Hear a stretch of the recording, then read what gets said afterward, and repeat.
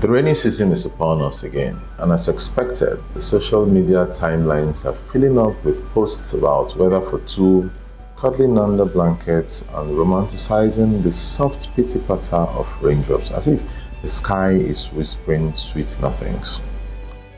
But hold on, let's not forget the real story behind this same rain. In the same Nigeria, the very same place where we are sharing those cozy rain posts, that so-called romantic rain is sinking someone's shop, flooding a family's home, and washing away years of hard work with every drop. We need to wake up.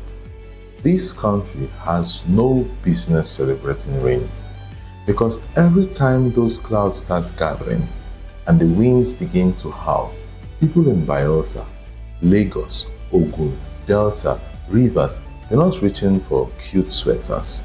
They are grabbing basins, sandbags, buckets, and saying desperate prayers every single year. We have normalized floods in this country to the point where it's like they're part of our national culture. The same people who've lost everything in the floods are now watching people post pictures of themselves sipping tea, saying rainy season feels so peaceful, while their neighbors' roofs are getting blown away, their houses submerged. We wait until the water is waist deep before we start talking about it on Twitter.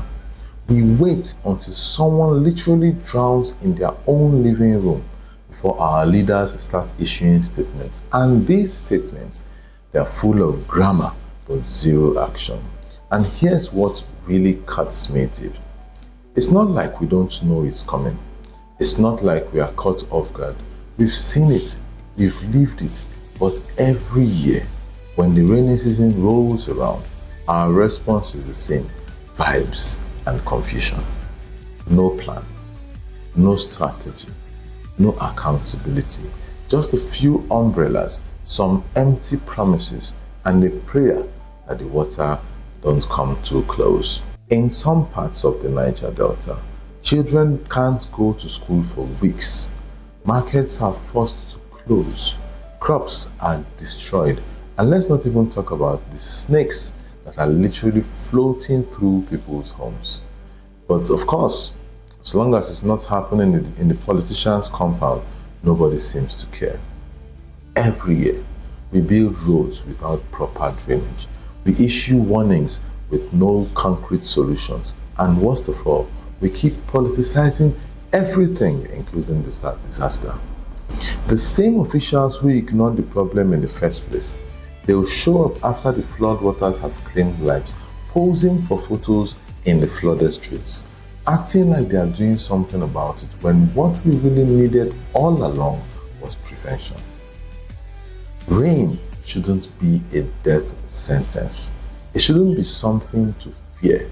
It shouldn't be a reminder that we are constantly on the edge of a crisis. But here we are in Nigeria, when rainy season doesn't bring peace.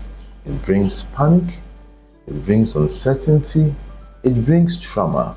And until we stop acting like floods are some kind of freak accident, until we stop treating sandbags as a viable strategy for disaster response and tarpaulin as the symbol of government intervention, we'll continue to mourn lives that could have been saved.